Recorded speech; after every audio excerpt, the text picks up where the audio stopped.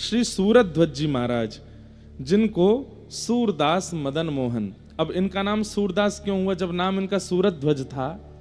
तो देखो बंधुओं, प्राचीन भक्तों के जब आप पद सुनेंगे, वे पद लिखते थे तो पद के अंत में नाम होता था, जैसे मीरा के प्रभु गिरधर नागर। सब जगह जहां भी मीराबाई का पद मिलेगा आपको, पद के अंतिम पंक्ति में मीराबाई की ये छाप होगी, मीरा के प्रभु गिरधर नागर, है ना। ऐसे सूरदास जी के जब आप पद पढ़ोगे तो सूरदास जी का नाम नीचे होगा। सूर कितों ही सुख पावत है, सूरदास के हरि अब कब मिलोगे, ऐसे सूरदास जी का नाम। हितवंश महाप्रभु का कोई भी पद होगा तो जय श्री हित हरिवंश, ये छाप होगी अंत में। हरिराम व्यास जी का कोई भी पद होगा तो अंत में व्यास शब्द से संबोधित होगा। लेकिन सूरध्वज जी महाराज का नाम सूरदास कैसे पड़ा? तो बोले एक बार ये एक पद लिख रहे थे, रात्रि भर बैठे बैठे उस पद की रचना की। पद की रचना करते करते अंतिम पंक्ति इनके मन में कोई याद नहीं आ रही थी, तो सो गए। और जैसे ही सुबह उठे तो वो पंक्ति लिखी हुई थी। क्या लिख रहे थे? चलो किन देखन कुंज कुटीर, चलो किन देखन कुंज कुटीर, सुंदर श्याम मदन मोहन जहां, सुंदर श्याम मदन मोहन जहां, मन मत फौज जुटी, मन मत फौज जुटी। मानो सूरध्वज जी क्या कह रहे हैं? अरे भाई चलो, कहां चलो? बोले जहां पर रसिकों की फौज जुड़ी है और मदन मोहन जी बीच में विराज करके सबको दर्शन सुख दे रहे हैं, उस कुंज में चलो। चलो किन देखन कुंज कुटी, चलो। ये पद लिख रहे थे श्री सूरध्वज जी। नंद नंदन वृषभानु नंदिनी, नंद नंदन वृषभानु नंदिनी, नेक न चाह छुटी, नेक न चाह छुटी, हे सुरत सेज पर लरती अंगना, सुरत सेज पर लरती अंगना, मुक्ता माल टूटी, मुक्ता माल टूटी, चलो किन देखन कुंज कुटी, चलो किन देखन कुंज। उरज तनि कंचुकी चुरकुट भई, उरज तनि कंचुकी चुरकट भई, कटि तट ग्रंथि हटी, कटि तट ग्रंथि हटी, चतुर शिरोमणि सूर नंद सुत, चतुर शिरोमणि सूर, चतुर शिरोमणि सूर नंद सुत, चतुर शिरोमणि सूर नंद सुत, लीनी आधार चुटी, चलो किन देखन कुंज कुटी। निवृत्त कुंज का पद लिख रहे थे, अंतिम पंक्ति में कुछ लिख नहीं पा रहे थे। सुबह उठ करके देखा तो क्या पाया? चतुर शिरोमणि सूर नंद सुत। ठाकुर जी ने आकर के उस पंक्ति को पूरा किया और इनको नाम सूरदास प्रदान किया। इनके नेत्र नहीं थे ऐसा नहीं है, नेत्र थे, लेकिन ठाकुर जी ने इनको नाम सूरदास प्रदान किया। तो फिर इन्होंने मन में विचार किया कि सूरदास जी के पद और मेरे पद अगर कभी कोई पढ़ेंगे तो लोगों के मन में यह आ जाएगा कि भाई ये किसके पद है।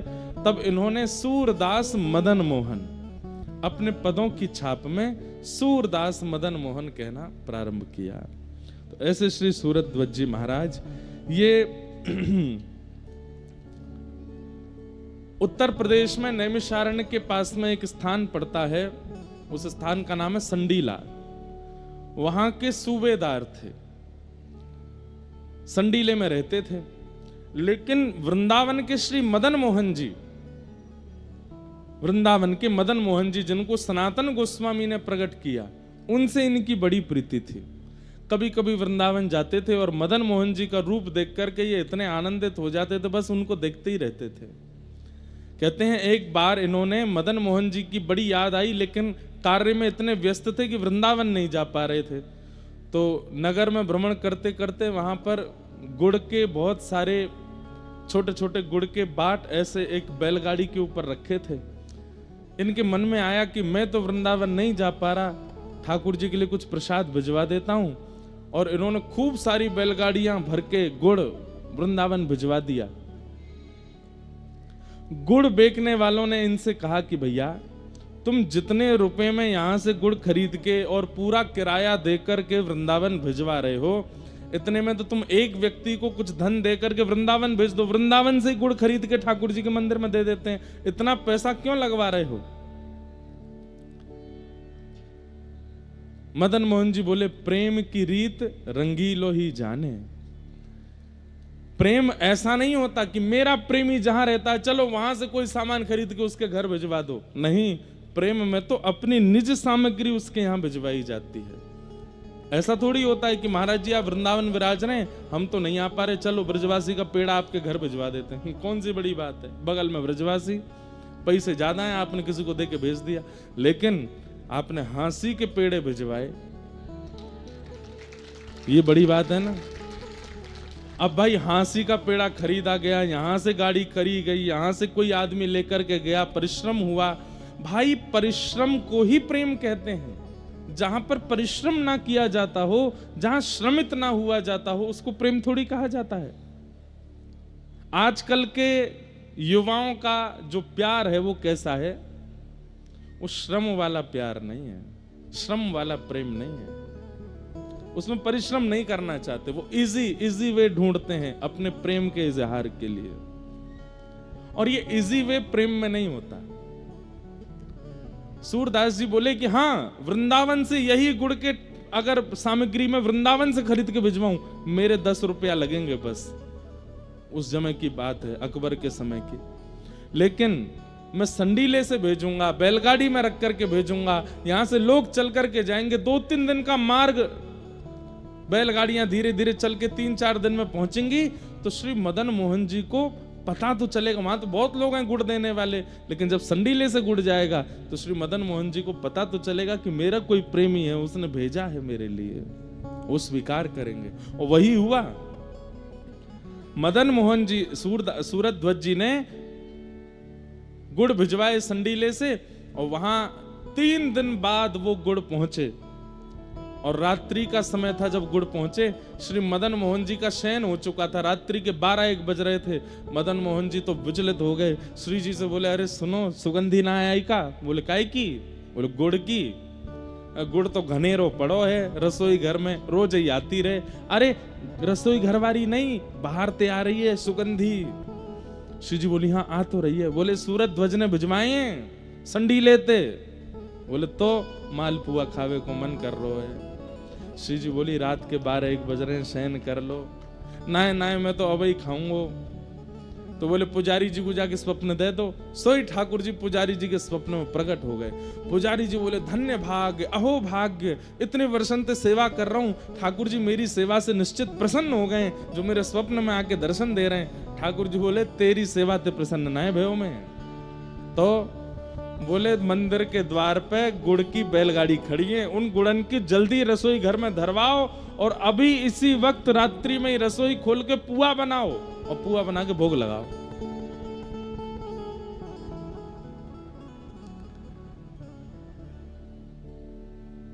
पुजारी जी बोले अच्छा तो मेरे प्रेम से नहीं रीझे हो आप?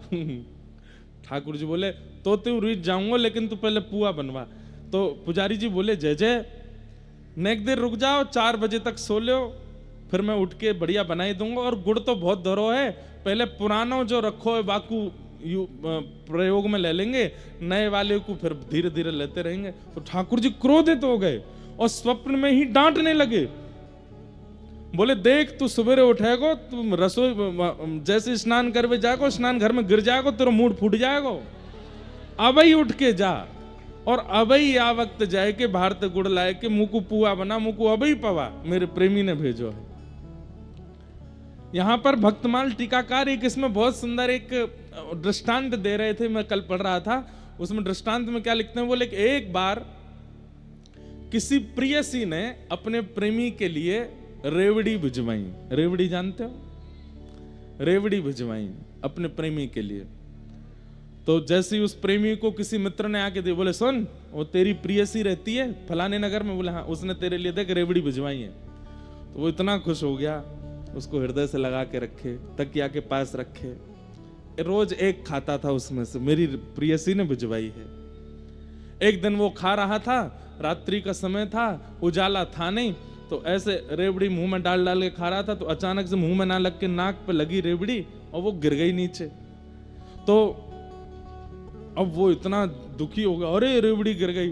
तो उसने क्या किया, बोले दुकान पर गया, वहां से जाकर के सरसों का तेल खरीद के लाया, उसके बाद एक बाती खरीद के लाया, जलाया, उसको दिया सलाई से माचिस से जला करके, अब उसको लेकर के दिया लेकर के नीचे जमीन में ढूंढ रहा है वो रेवड़ी कहाँ है। एक और दिया जलाया, अपने 2-4 मित्रों को दिया, बोले तुम भी ढूंढो रेवड़ी। मित्र बोले रेवड़ी ही तो है भैया, तू 10-10 रुपया खर्च करके ये दीपक जला रहा है, तेल लेके आ रहा है, उसमें लौ लगा रहा है, इतने में तो नई कितनी रेवड़ियां आ जाएंगी। बोले तू नहीं जानता, ये मेरी प्रियसी ने भेजी है, वो एक भी कितनी कीमती है। अरे 10 रुपए की नई रेवड़ी खरीद लूंगा, लेकिन उसमें मेरी प्रियसी का हाथ तो नहीं है ना, ये मेरी प्रियसी की है, मैं तो यही ढूंढ के खाऊंगा। और ढूंढ करके उसने वो रेवड़ी झाड़ी पोंगे खा गया। आहा, मेरी प्रियसी ने भेजी है। ऐसी ठाकुर जी, अरे मेरो प्रेमी है सूरज ध्वज, माने वहां से गुड़ भिजवायो है, अभी पुआ बनाओ। रात्रि 12 बजे पुजारी जी उठ के गए, स्नान ध्यान किया, पहली बार इतिहास में 1:30 बजे रात्रि में रसोई बनी और रसोई में पुआ बने। 2 बजे ठाकुर जी के कपाट खुले और जाकर के ठाकुर जी को माल पुआ का भोग लगाया, प्रेम से ठाकुर जी ने पाया। और फिर जाकर के बोले अब जाके सो जाओ, अब सोऊंगा मैं तान दुपट्टा। और इन सब लीलाओं का दर्शन सूरज ध्वज जी को स्वप्न में हुआ। ठाकुर जी ने उनके प्रसाद को स्वीकार किया, प्रसन्न हो गए सूरज ध्वज जी। जय हो मेरे मदन मोहन लाल, आप कितना कृपा करते हैं मेरे ऊपर, कितना प्रेम करते हैं मेरे ऊपर। ऐसे श्री सूरज ध्वज जी का प्रेम श्री ठाकुर जी से अनंत बन गया। एक बार की बात, क्या वृंदावन आए थे और वृंदावन में श्री मदन मोहन जी के मंदिर में खड़े होकर के सूरज ध्वज जी एक पद गा रहे थे। कौन सा पद? मेरी गति तू ही अनेक तोष पाऊं, मेरी गति तू ही अनेक तोष। बहुत सुंदर पद है, शब्द सुनिएगा आपको पता चलेगा क्यों ठाकुर जी रीझ रहे हैं इनसे। इनकी शब्दावली तो देखो।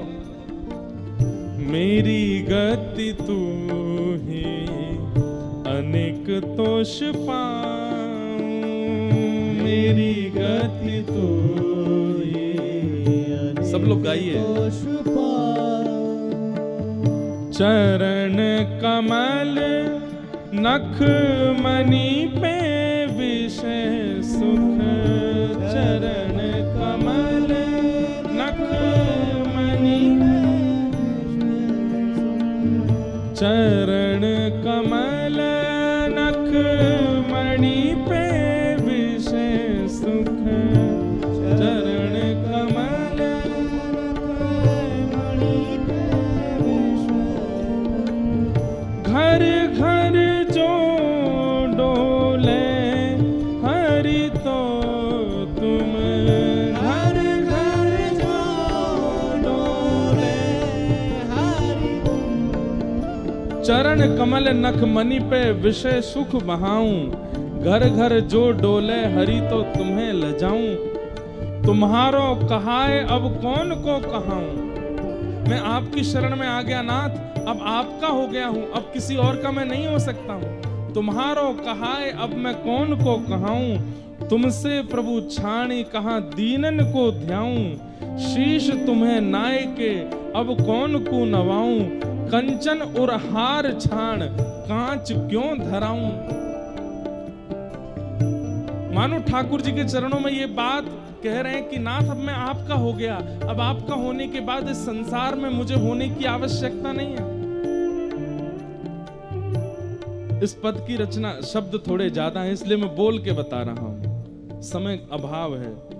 तुम्हारो कहाए अब कौन को कहाऊं, तुमसे प्रभु छाणी कहां दीनन को ध्याऊं, शीश तुम्हें नाय के अब कौन को नवाऊं, कंचन और हार छाण कांच क्यों पहनाऊं। और तब क्या कहते हैं, शोभा सब हानि करे जगत को हंसाऊं, हाथी ते उतर के गधा क्यों चढ़ाऊं। अब मैं भक्ति के पथ पर आ चुका हूं, हाथी की सवारी कर रहा हूं, इससे उतर करके पुनः संसार में लग जाऊं तो ये तो वैसा ही हुआ, हाथी से उतर के गधा पे बैठ गए। कुमकुम को लेप छाण काजर मुंह लगाऊं, कामधेनु घर में तजी अजा क्यों दुहाऊं। मेरे पास कुमकुम है तो मैं काजल क्यों लगाऊं मुख पर, और घर में कामधेनु गैया है तो मैं बकरी का दूध क्यों पीऊंगा। कनक महल छाणी क्यों कुटिया बनाऊं, पायन जू पेली प्रभु ते अनत जाऊं। सूरदास मदन मोहन लाल गुण गाऊं, संतन की पनही को रक्षक कहाऊं।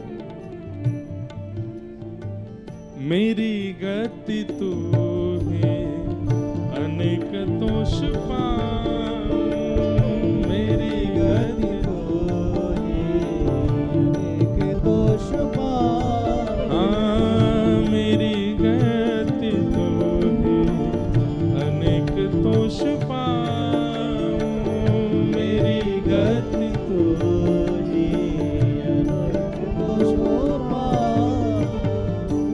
नेत्रों में अश्रु भरे हैं और ठाकुर जी से बस यही कह रहे हैं, नाथ मैं आपको छोड़ के किसी और का नहीं हो सकता, बस आपका हूं। और अंत में सूरध्वज जी ने जैसे ही कहा, सूरदास मदन मोहन लाल गुण गाऊं, संतन की पनही को रक्षक कहाऊं। तो पीछे खड़े एक महात्मा सुन रहे थे, जैसे ही इन्होंने कहा संतन की पनही को रक्षक कहूं, पनही मतलब चप्पल, पनही मतलब पादुका, तो उन संत के मन में आया, ये कह रहे हैं संतन की पनही को रक्षक, बड़ी बड़ी बात बोल रहे हैं मंदिर में खड़े होकर के, लेकिन ये कर नहीं सकते इस कार्य को। अरे संतन, भैया एक बात बहुत ध्यान से सुनना, हरि की सेवा बहुत सरल है, हरिजनों की सेवा सरल नहीं है। आप ठाकुर जी को भोग लगाओ, मिर्च ज्यादा हो गई, नमक ज्यादा हो गया, रोटी कच्ची रह गई, ठाकुर जी कुछ नहीं कहेंगे, पालेंगे।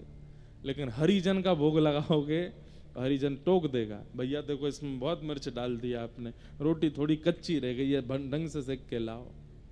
ठाकुर जी को कैसे भी जल से स्नान करा दो, बेचारे यूं ही बैठे रहेंगे, नहा लेंगे, कुछ भी पहना दो यूं नहीं कहेंगे कि ये चुभ रहा है।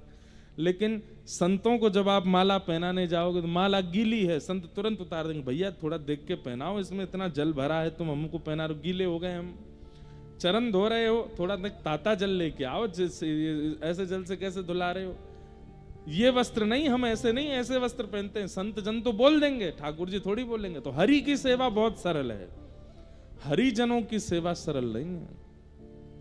इसलिए कोई ठाकुर जी की अष्टयाम सेवा कर रहा है तो कोई बहुत बड़ा 30 मार खा नहीं है वो, लेकिन कोई हरि भक्तों की सेवा कर रहा है तो इसका मतलब है ठाकुर जी की बहुत बड़ी कृपा है। इसलिए हरि सेवक बहुत विशिष्ट नहीं माने गए, हरि जनों के सेवक। ठाकुर जी उनको देख के आनंदित होते हैं, वाह भाई तू मेरे भक्तन की सेवा कर रहा है। जब इन्होंने ये बात कही कि सूरदास मदन मोहन लाल गुण गाऊं, संतन की पनही को रक्षक कहाऊं, पीछे खड़े एक महात्मा बोले रुक जाओ, कल तुम्हारी परीक्षा लेता हूं मैं। संतन की पनही को रक्षक कहाऊं, बड़ी बड़ी बातें बोल रहे हो यहां पर खड़े होके। अगले दिन सूरध्वज जी जितने दिन वृंदावन रहते थे, अष्टयाम दर्शन करते थे मदन मोहन जी का। मदन मोहन जी का मंदिर कहां है पता है आपको? कहां है? काली दह के पास। जब आप लोग वृंदावन की परिक्रमा लगाते हैं तो काली दह से आगे एक ऊंचा सा मंदिर दिखाई देता है, सीढ़ियां जा रही हैं ऊपर। कई पंडा लोग ऐसा बताते हैं वृंदावन में उस पर सोने के कलश थे, पहले जमुना जी यहीं बहती थी, वो सोने के कलश चुराने एक चोर कूद गया, ऐसे ऐसे कथा सुनाते हैं। अब वो मदन मोहन जी कहाँ हैं? अब करौली में है, राजस्थान में। मदन मोहन जी, गोपीनाथ जी, गोविंद देव जी और जुगल किशोर जी, ये सप्तनिधियों के कुछ ठाकुर हैं जो राजस्थान और मध्य प्रदेश में विराजमान है। बाकी राधा वल्लभ जी, राधा रमन जी, बांके बिहारी जी ये वृंदावन में ही विराज रहे हैं। बीच में बिहारी जी भी गए थे भरतपुर, लेकिन राधा वल्लभ जी और राधा रमन जी ये अखंड ब्रजवासी हैं, कभी ब्रज छोड़ के नहीं गए। चाहे मुगल आ गए, चाहे कोई स्थिति आ गई, राधा रमन जी और राधा वल्लभ जी ये सदा वृंदावन में ही रहे हैं। बाकी सब ठाकुर नेक नेक व्रज से बाहर जा चुके हैं। तो अगले दिन जैसे ही मंगला का समय हुआ, ध्यान से सुने, तो वो संत आए। मदन मोहन जी उसी समय भीतर प्रवेश कर रहे थे मंदिर में, तो संत आकर के बड़े दुखी होकर के खड़े हो गए। तो मदन मोहन जी ने सूरध्वज जी ने उनका मुख देखा, बोले भगवान दर्शन करने चलो, मंगला हो रही है। बोले कैसे जाऊं? बोले क्यों? इतनी महंगी मेरी पादुका कल कोई चुरा ले गया था, परसों नहीं पहनी, उस दिन भी कोई चुरा ले गया, रोज मेरी पादुका कोई ले जाता। अब मैं सोच रहा हूं कि पादुका उतार के कैसे जाऊं भीतर। सूरध्वज जी बोले मुझे ये सेवा दीजिए, आप दर्शन करो, मैं आपकी पादुका लेके बैठा हूं, आप जब दर्शन करके आ जाओगे आप पादुका पहन लेना, फिर मैं कर लूंगा दर्शन, और ये तो मेरी सेवा है, ये तो मेरा सौभाग्य है। एक बात यहां पर नाभा जी ने कही है, बहुत सुंदर है। भगवत पदत्राण की अपेक्षा भक्त पदत्राण की सेवा सुलभ एवं श्रेष्ठ है। क्या बात कह रहे हैं?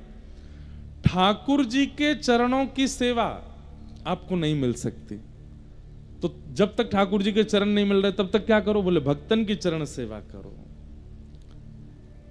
ठाकुर जी के चरणों की सेवा अभी इतनी जल्दी नहीं मिलेगी, पहले भक्तन के चरण की। मैंने एक दिन कथा परसों में कहा था कि भाई कहीं नौकरी चाहिए हो तो अपना रिज्यूम दिखाना पड़ता है कि कितना एक्सपीरियंस है। श्री जी और ठाकुर जी के चरणों की हम जब अपेक्षा करते हैं तो श्री जी और ठाकुर जी तो कुछ नहीं कहते, वो तो कहते हैं आ जाओ भाई कर लो सेवा, लेकिन अष्ट सखियां रोक देती हैं ना, पहले अपने हाथ दिखा कैसे हैं, हाथ कठोर तो नहीं है। हमारी श्री जी ठाकुर जी के चरण बड़े कोमल हैं, तू कठोर हाथन ते छुए गो, कहीं श्रम है क्यों? तो हमारे हाथ देखते ही अष्ट सखियां हमको मना कर देना, ये चरण नहीं देंगे, क्यों? तेरे हाथ बड़े कठोर हैं। बोले हाथ नरम कैसे होते हैं? बोले अगर तेने खूब भक्तन की सेवा करी होती तो तेरे हाथ नरम हो जाते। संतों की सेवा, रसिकों की सेवा, भक्तों की सेवा, हरिजनों की सेवा। और इसका मतलब ये नहीं कि हाँसी में प्रतीक्षा करो कि कोई व्रज से आवे, अयोध्या से आवे, चित्रकूट से आवे तो ही हम उसकी सेवा। हम तो कह रहे हैं आप अगल बगल में जो ये बैठे हैं सब हरिजन हैं, सब हरि भक्त हैं जो कथा में आए हैं, बैठे बैठे उनके ही चरण दबाते रहा करो। आप कथा सुन रहे हो भैया, वो कहे अरे भैया मत दबाओ, तो तुझे कौन कह रहा तू मेरे दबा मैं तेरे दबाऊं? हाँ, दोनों एक दूसरे के दबाते रहो। ऐसी हरि सेवा। जैसे ही बगल वाला श्रोता उठ के खड़ा हो कथा के विश्राम में, उसके नीचे की रज थोड़ी माथे से लगा लो, उसको पता ना चले, उसको अभिमान हो जाएगा, देखो मेरी भक्ति से रीझ के मेरी सेवा कर रहा है, पर ये आपके लिए बताया जा रहा है। हरि जनों की सेवा का मतलब कोई जरूरी नहीं कि व्रजवासी हो, अयोध्यावासी हो, चित्रकूटवासी हो, जगन्नाथपुरी वासी हो, द्वारिका वासी हो, कोई भी जो हरि कथा में रुचि रखता है, हरि सेवा में रुचि रखता है, वो सब हरि जन है, उनकी सेवा करो। बगल में बैठे किसी को प्यास लग रही है, आपने पानी पिला दिया। अभी कई लोग हैं अपने पंखा कर रहे हैं, बगल वाले करो तो गर्मी नहीं लगे। अरे भैया नहीं नहीं, तो तू मेरी करना, मैं तेरे कर रहा हूं, तू मेरी कर। दोनों एक दूसरे की सेवा करो। हरि जनों की सेवा, इससे क्या होता है, आपका रिज्यूम अच्छा होगा। ये जब ललिता विशाखा श्री जी की सेवा में लेने से पहले आपको देखेंगे तो समझ जाएंगे, ओहो हरिजनों की बड़ी सेवा करी है, यानी ये ठाकुर जी की स्पर्श का अधिकारी है, तब ठाकुर जी की सेवा में लेते हैं। तो एक और बात यहां पर नाभाजी ने बहुत अच्छी लिखी है कि ठाकुर जी की सेवा का फल क्या है। ठाकुर जी के भक्तों की सेवा मिलना, ये ठाकुर जी की सेवा का फल है। समझ में आई बात? जिसने अपने ठाकुर की खूब सेवा करी होगी, उसी को अपने जीवन में किसी हरि भक्त की सेवा करने का अवसर मिलेगा। कितनी बड़ी बात है।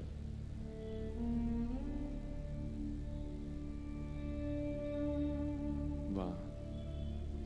और ठाकुर जब सेवा से प्रसन्न होते हैं तब अपने भक्त की सेवा देते हैं, और उस भक्त की सेवा जब वो जीवित अवस्था में करता है, मृत्यु के पश्चात जब उसको निकुंज की प्राप्ति होती है, तब ठाकुर जी अपने नित्य लीला विहार में उसको अपनी चरण सेवा प्रदान करते हैं। बड़ा बड़ा अद्भुत रहस्य है, इसको समझिएगा।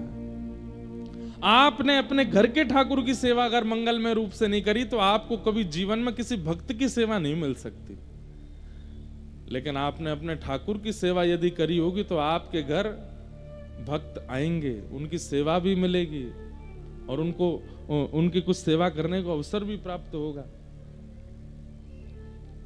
तो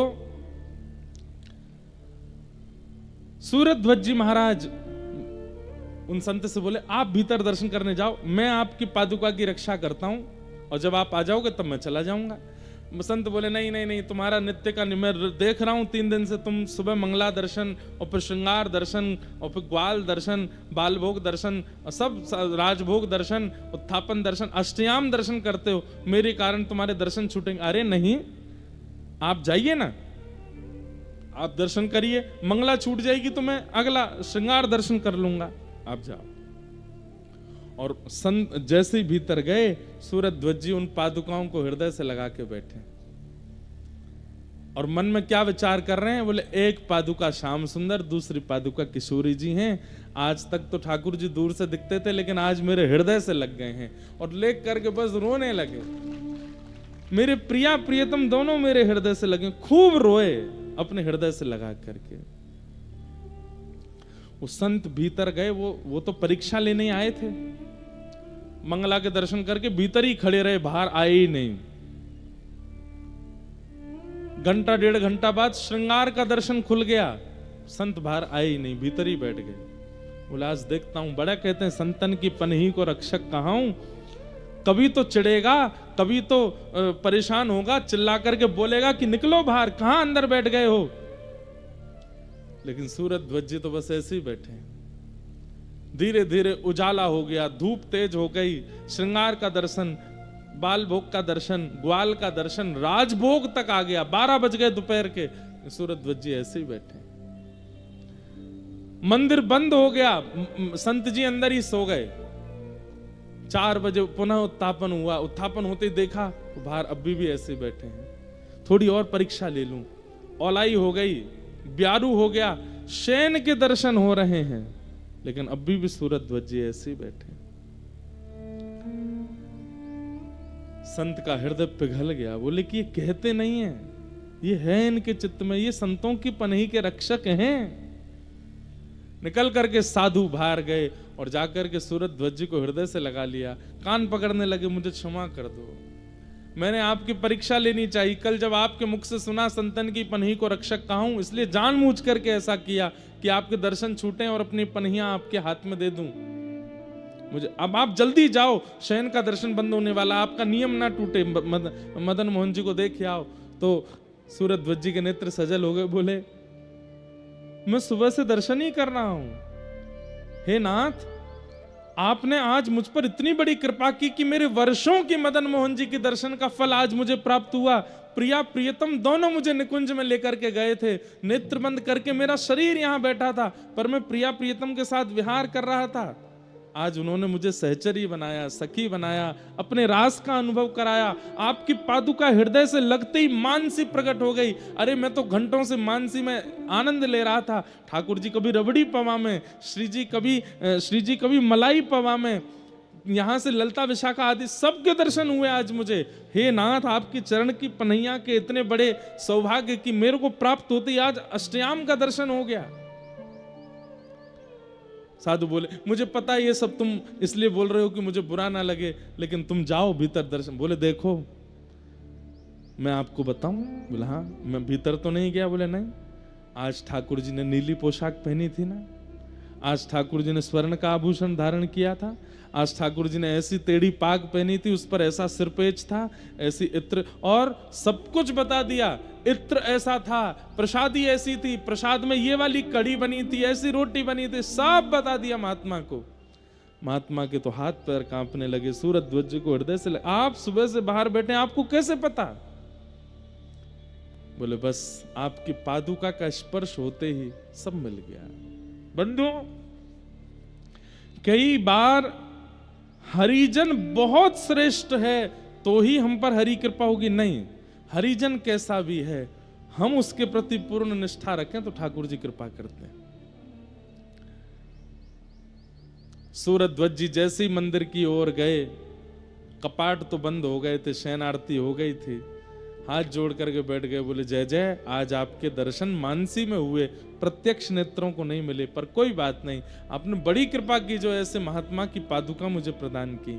मैं आपकी देहली को प्रणाम कर लेता हूँ। कल मुझे संडीले वापस जाना है, इसलिए मैं यहीं प्रणाम करके जा रहा हूँ। जैसे ही अपना सिर नवाया, सब मंदिर से जा चुके थे रात्रि का समय, जैसे ही सिर नवाया तो देहली पर उनको पत्थर का अनुभव नहीं हुआ, कोमल कोमल कोमल चरणार बिंदों का अनुभव हुआ। जैसे नेत्र खोल करके देखा, साक्षात श्री मदन मोहन जी प्रकट हो गए हैं, और प्रकट होकर के सूरज ध्वज जी को अपने हृदय से लगाते, एक क्षण के लिए हृदय से लगा के मदन मोहन जी अंतर ध्यान हो गए। ऐसे सूरज ध्वज।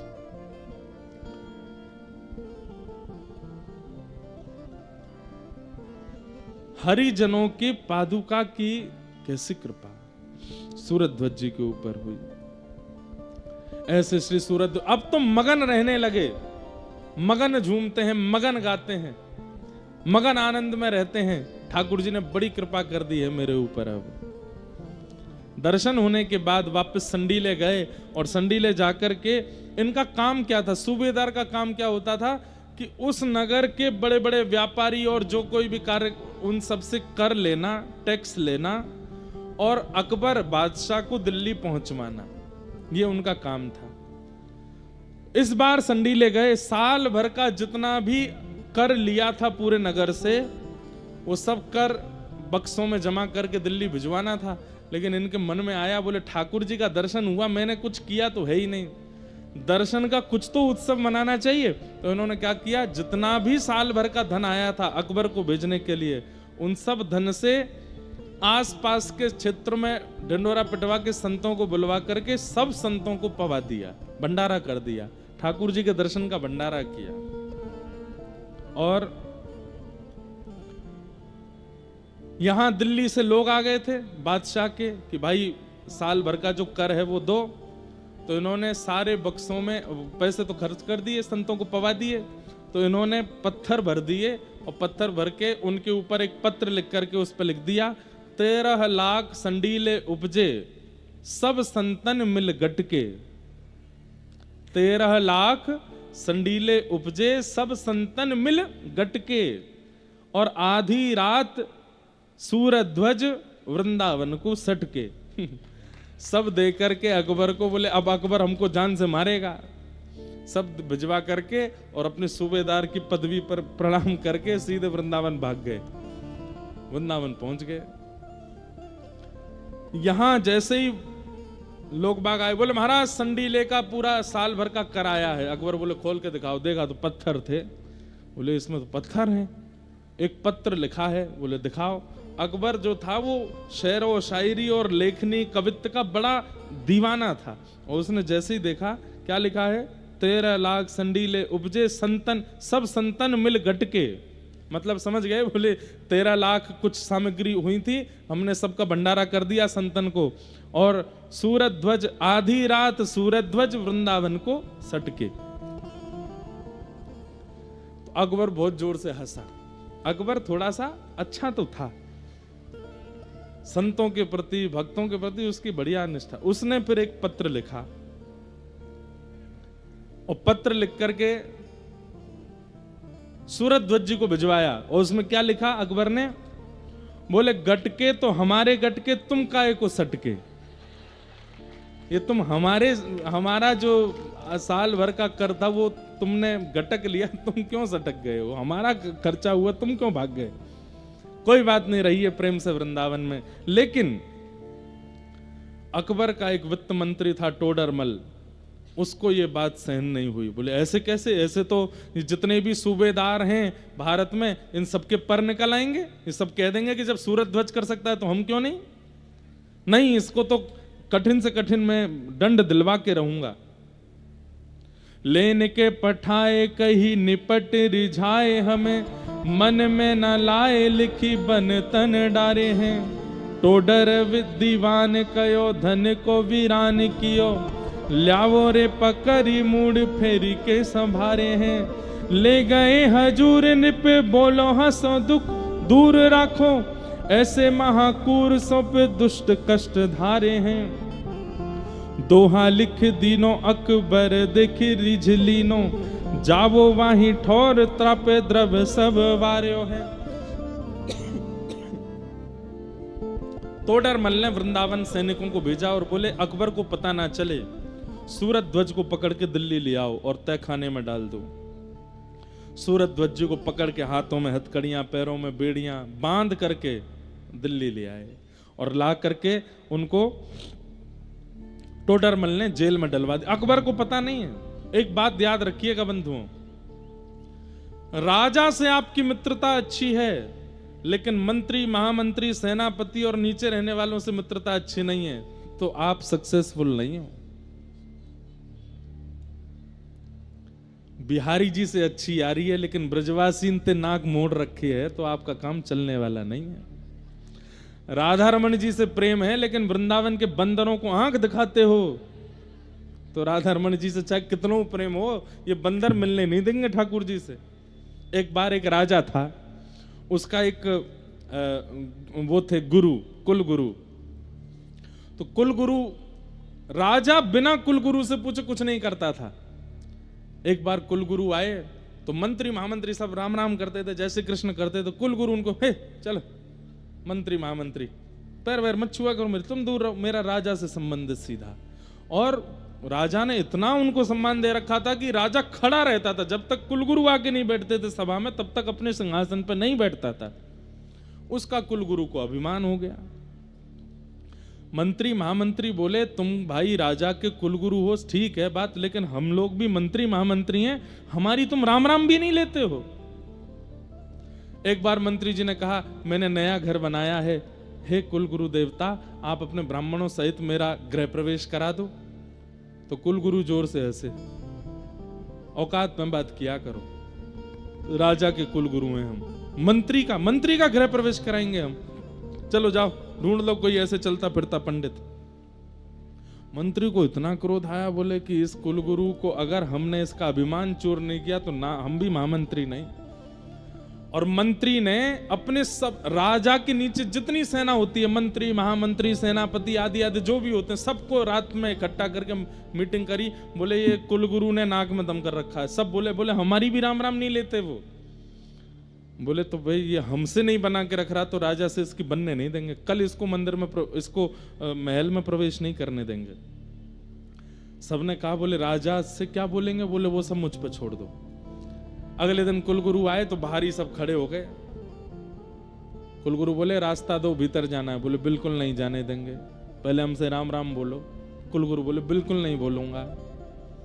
बोले नहीं बोलोगे? बोले नहीं बोलेंगे। तो बोले हम भी अंदर नहीं जाने दे रहे। कुलगुरु बोले मैं यहीं अनशन व्रत पे बैठ जाऊंगा और राजा को पता चलेगा तुम सबको फांसी पे लटका देगा। बोले राजा को पता लगेगा तब ना, हम पता लगने ही नहीं देंगे। वो अनशन पे बैठे तो सारी सेना उनको उठा करके ले गई दूर जंगल में जाके फेंक आई। मिलने ही नहीं दिया। वो घूम घूम के और भी 3-4 बार 10 बार आ गए, लेकिन राजा ने सेनापति मंत्रियों ने मिलने नहीं दिया। यहां भीतर राजा ने पूछा, हाँ भाई ये कुलगुरु देवता हमारे क्यों नहीं आए? बोले वो कल आपको बताना भूल गए थे, पास के एक शहर में उनकी कथा है, तो 7 दिन के लिए वो वहां गए हैं। बोले थे कि राजा को बताते, कभी कभी कथा करने जाते थे वो। राजा बोले अच्छा, गुरुदेव तो हमेशा बता के जाते थे कथा में, इस बार भूल गए होंगे, कोई बात नहीं। तो 7 दिन तो ऐसे निकले। 8वां दिन आया, राजा बोले गुरुजी की कथा हो गई होगी, वो आए नहीं। तो मंत्री रोते रोते बोला क्या बताएं, कल कथा करके लौट रहे थे? बोले हाँ, रास्ते में ही हृदय गति रुक गई उनकी, पधार गए गुरुजी। गुरुजी तो वैकुंठ चले गए। राजा इतना रोया, मेरे गुरुदेव पधार गए? बोले हाँ, मुझे जल्दी लेके चलो, मुझे उनके अंतिम संस्कार में जाना है। बोले नहीं नहीं भगवान, आप नहीं जा सकते। बोले क्यों? बोले वो कुलगुरु अपनी उसमें लिख करके गए थे कि मेरे प्राण निकलने के 24 घड़ी के अंदर अंदर मेरा अंतिम संस्कार कर देना, नहीं तो मैं प्रेत बन जाऊंगा। इसलिए आपको बिना बताए उनका संस्कार हो गया। मैं अपने गुरुदेव का अंतिम दर्शन नहीं कर पाया। मंत्री बोला कोई बात नहीं, मैं उनकी अस्थियों की राख लाया हूं, आपके माथे से लगा दूं। मरे नहीं है गुरुदेव, वो बना दी बात मंत्री ने। बोले लाओ, राख को माथे से लगा ले। खूब रोया, रानी को बोला, राजकुमार सबके माथे से वो राख लगाई। हमारे गुरुदेव की रज है। मेरे गुरुदेव चले गए। शोक सभा भी कर दी राजा ने घर पे। लेकिन राजा का नियम था, हर महीने में एक बार वो यात्रा पर निकलता था पूरे नगर की। तो गुरु जी को मिलने तो दिया नहीं, सेना पूरी लगा रखी थी मंत्री ने चारों तरफ, गुरु भीतर नहीं आना चाहिए बस।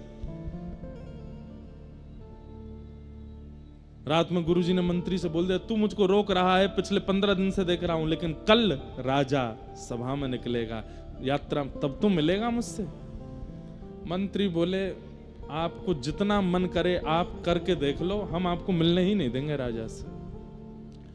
तो पंडित जी जो हैं, कुलगुरु जो हैं, वो एक पेड़ पर चढ़ करके बैठ गए। जिस रास्ते से वो यात्रा जाती थी, बोले पेड़ के ऊपर से ही चिल्लाऊंगा, आवाज करूंगा, राजा को दिख जाऊंगा, इन सबको दंड दिलवाऊंगा। जैसे ही राजा निकले तो मंत्री आए। मंत्री आकर के कुछ ऐसा टोना टोटका सा करने लगे राजा के ऊपर। बोले ये क्या कर रहे हो?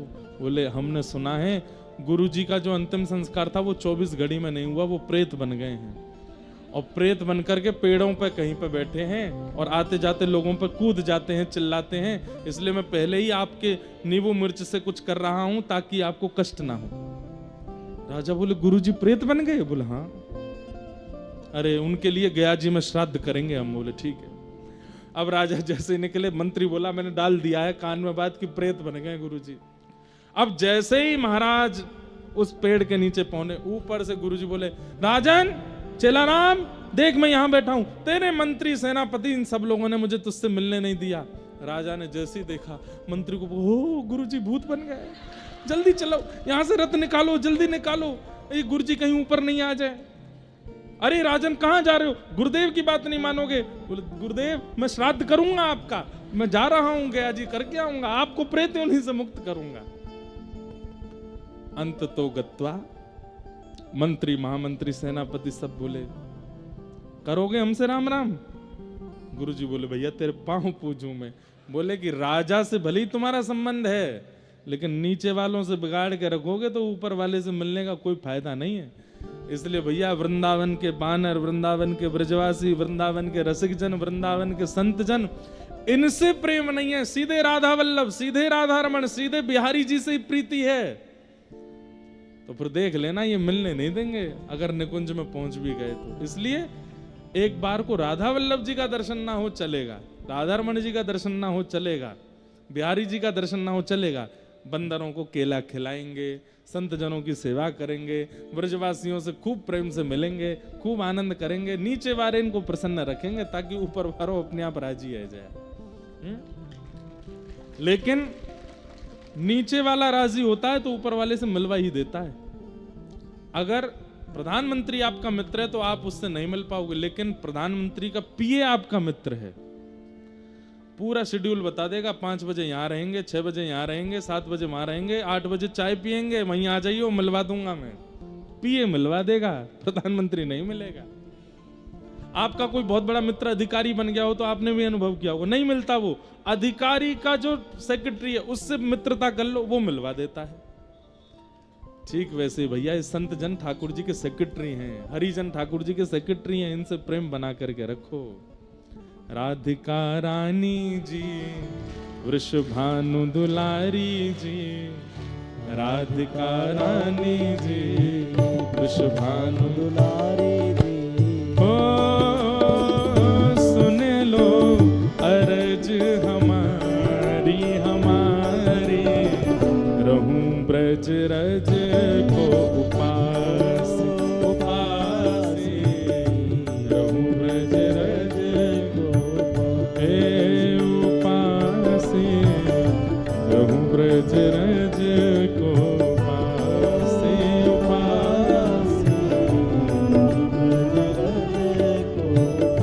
मंगला उठ यमुना तट जाऊं, मंगला यमुना तट जाऊं, हे मंगला उठ यमुना तट जाऊं, ओ मंगला उठ यमुना तट जाऊं, प्यारे राधा वल्लभ की झांकी पाऊं, प्यारे राधा वल्लभ की झांकी पाऊं, ओ प्यारे राधा वल्लभ की झांकी पाऊं, प्यारे राधा वल्लभ की झांकी पाऊं, बरसाने वारी जी, कीरत सुत प्यारी जी, बरसाने वारी जी, कीरत सुत प्यारी जी,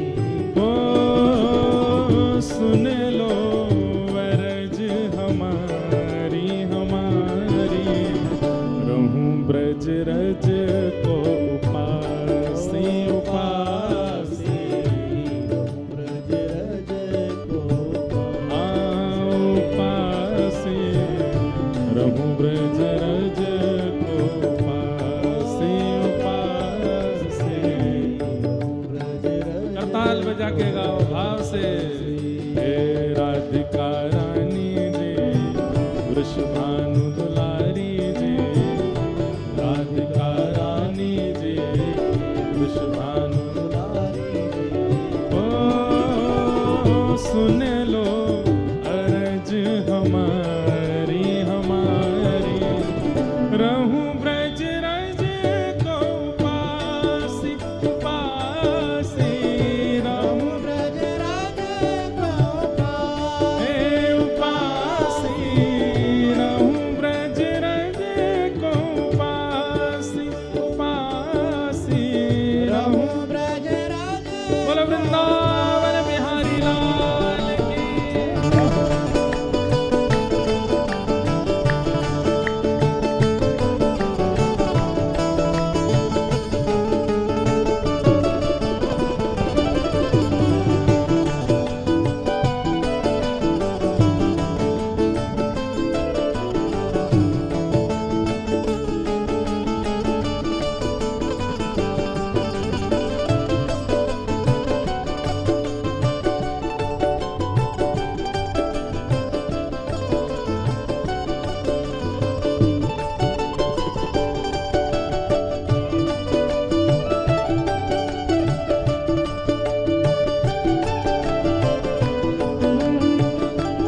और वृंदावन में क्या करें? ओ ब्रजवासिन के मधुकर पाऊं, ब्रजवासिन के मधुकर पाऊं, ब्रजवासिन के मधुकर पाऊं, ब्रजवासिन के मधुकर प्यारे राधा रमण से नैन लगाऊं, राधा रमण से ओ प्यारे राधा रमण संग नैन लगाऊं, राधा अति भोली भारी जी सुनो अरज हमारी जी, अति भोली भारी जी अति भोली भारी जी सुनो अरज हमारी जी, अति भोली भारी जी सुनो अरज हमारी जी। ओ सुन लो अरज हमारी हमारी, रहूं ब्रज रज को उपासी उपासी, रहूं ब्रज रज को उपासी उपासी, रहूं ब्रज रज को उपासी उपासी, रहूं ब्रज रज को उपासी। वृंदावन का तीसरा नियम क्या है? रसिक जनन की सेवा पाऊं, रसिक जनन की सेवा पाऊं, ओ रसिक जनन की सेवा पाऊं, रसिक जनन की सेवा पाऊं। प्यारे कुंज बिहारी के दर्शन पाऊं, प्यारे कुंज बिहारी के दर्शन पाऊं, प्यारे रसिक बिहारी के दर्शन पाऊं, प्यारे रसिक बिहारी के दर्शन। ऊंचे महलन वारी जी वृषभानु दुलारी जी, ऊंचे महलन वारी जी। और एक बात और बोलो, ऊंचे महलन वारी जी गिरधर की प्यारी जी, ऊंचे महलन वारी जी गिरधर की प्यारी।